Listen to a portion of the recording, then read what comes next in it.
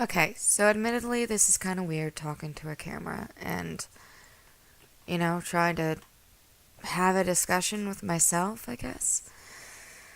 But here we go. Um, when I was, I guess, two, I'd say, I was put in foster care. I lived most of my life in it. Uh, I wouldn't say my mom is a horrible person. She definitely isn't. My biological mom, that is. Um, but I wasn't really able to connect with her over the years due to being in care, some of the stuff that happened, and, just general emotions that occur when you're in foster care. But it's the PTSD that I have from being in care that is really what I'm trying to talk about and get out there. And I'm trying so hard to show that you can still find joy from like singing and dancing and being yourself. But it's hard to really show people the dark side of it, the part that you can't really get over.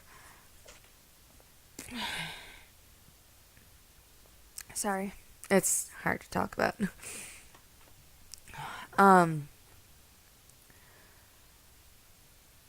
you form your whole life around things, and as an adult, sexuality, sex, intimacy and relationships are a big part of your life as an adult. Like, yes, you got work and you've got family and everything, but this is also a very common topic of discussion and occurrence and so on and so forth. But when you grow up the way that I grew up and got molested and raped and treated like the dirt under someone's feet, it's really hard to vocalize how some days you can be completely okay. The world is your oyster and everything's wonderful. And then and then there are days that are just awful. I mean, I'm tearing up right now. They just the light from outside makes you want to cry. Being present makes you want to get sick, essentially, because you can't express Your to Palm Gear people. device is on. Your Palm Gear device is ready to pair. Your Palm Gear device is now paired. Enjoy. It's a question of how are you supposed to explain to people that you can't handle life, that your chest feels heavy, that your whole world is just a shaken snow globe, that you're desperately trying not to get sick because you're thinking about it. You're thinking about what he did to you and how it just broke you.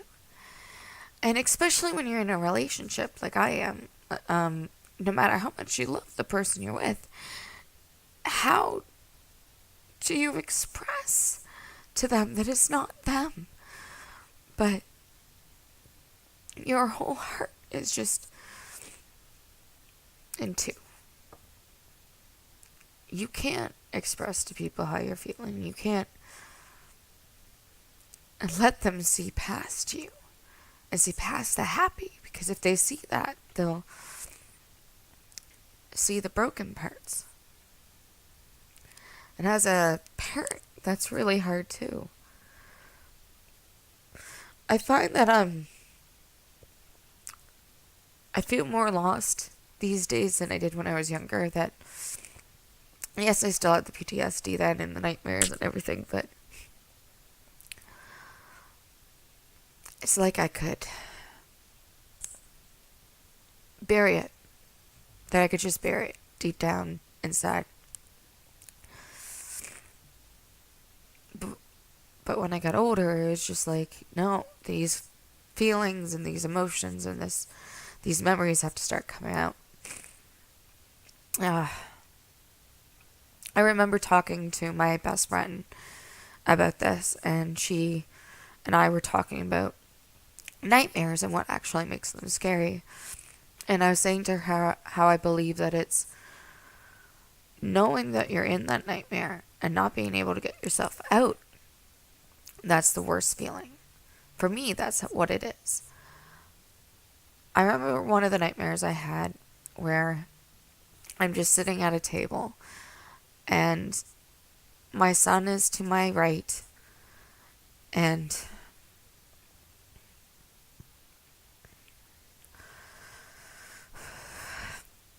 in front of me is the man that hurt me when I was younger. Problem is he wasn't much. He was about 4 years older than me. He knew what he was doing. I was a child. The other girl he did this to was a child. But because my brain can rationalize and say, hey, he's like 5 years older than you, my brain can almost visualize him as if he, with the age added on. Because I grew up. So my brain is like, connection. But as we're eating breakfast and it's just complacent and normal and just, it's like I'm there for the ride. Like he's having a conversation with my kid and they're carrying on and they're joking and he's joking with me and my brain, I'm just screaming. I am screaming that this is not normal. That this isn't right. That he hurt you. That you get him away from your kid. But it carries on like this Stedford bullshit. And when you have nightmares like that, that's terrifying because you can't get out of it. You can't get out of it. And you try to explain these to your spouse or to your family, and it's like, how do I elaborate on this? How do I make people understand how this makes me feel? I once had someone ask me if the rape in the nightmares is worse than what happened to me. And pardon me, sorry.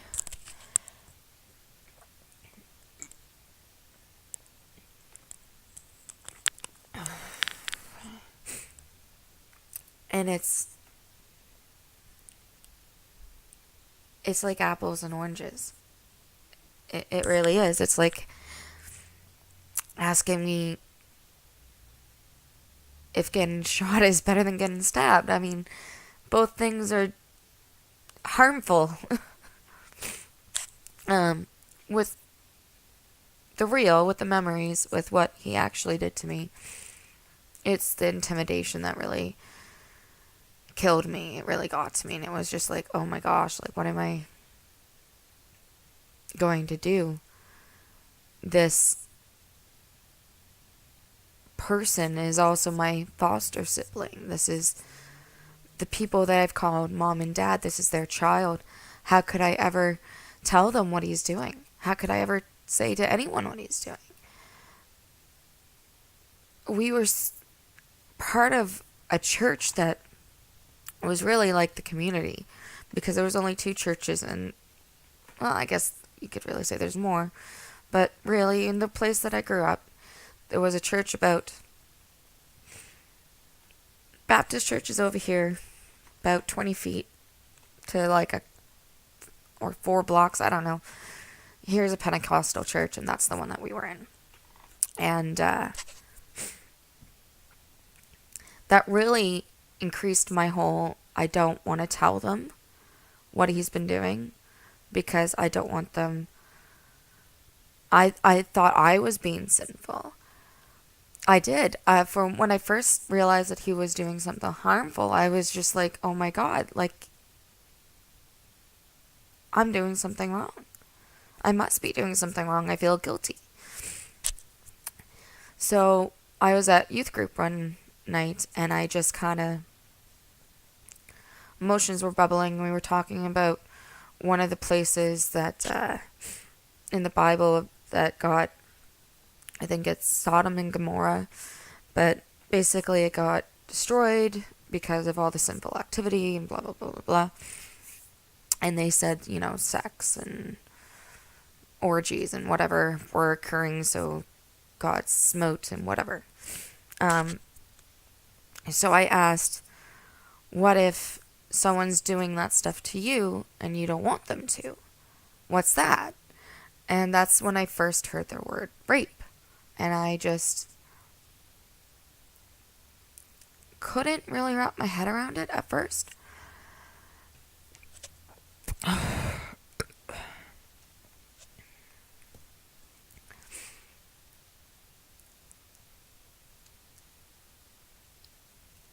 I think that's the scary part for the real, was that so much wrong was being done to me, and I didn't know.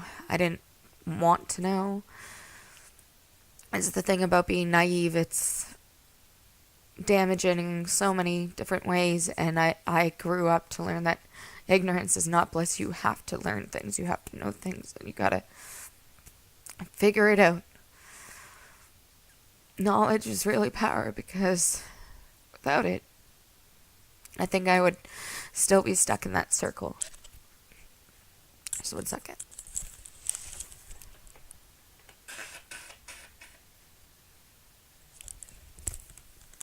I started this channel with the intention of being real and having people understand, or try to understand, what it's like to be going through this. And to finish what I was saying about the difference between the memories and the nightmares, is with the nightmares, it's so goddamn real. I mean, I think the absolute worst one, and the one that I refer to the most, is one where I broke my leg and cut it climbing out of a bathroom window in my nightmare. And I remember waking up the next morning and my leg just hurting so bad. Like, I don't know if I hit something in my sleep while I was having the nightmare, but the unfortunate thing with PTSD is it's like a movie going on in your head, and it just continues in this overlapping circle until the nightmare is through. And I think maybe that's how I felt when it was happening. Like it just felt like this overrunning loop that wouldn't end.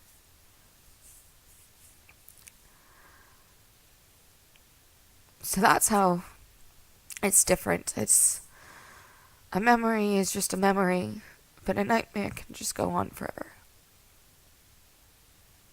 And I feel like he was the nightmare that went on forever when I was a kid.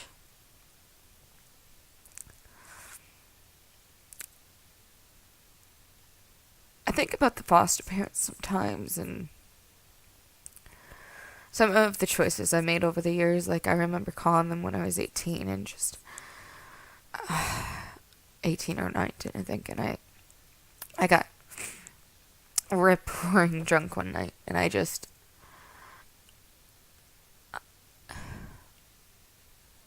left a message, and I said how much it would have meant to me for them to know how much I hurt from what happened and from them not doing anything, and they were supposed to protect me. And I wonder what kind of person could just ignore it, could just pretend like, oh, she must be lying, she must have been lying for all these years, she just keeps lying. It's not a lie. How is it a lie when it makes a person feel this way? I'm never gonna be over this. I'm never gonna grow from this. Like, no matter where I get in life, this is going to be something that follows me for eternity. And I remember hearing all these stories about all these pedophiles that were just like, it's not my fault and they took everything from me and I don't deserve this and I shouldn't be paying for this for the rest of my life. And when I hear those comments, I think about all the women that they've done this to, and including myself, and I think about what about us? We're stuck living with this for the rest of our lives, and what are we supposed to do? Just take it? I think that there needs to be a discussion about this, that there needs to be a discussion about PTSD and a discussion about this happening to women, and about we all need to work together to get past this and get better than this. We're better than this. And I don't want to spend the rest of my life feeling this way. And I shouldn't have to. I hope that there's going to come a day that I can honestly say that justice has been served, and it hasn't been yet. Maybe one day it will be, but for right now, I want the world to know what it's like to feel defeated. To feel defeated by a shadow that's no longer around. To just want to fight. I run and I train every day because I don't want my life to be something that I need to fight for it. That's how I feel. Like, I don't know how other people live. Because every day of my life, I just feel like I have to fight for it.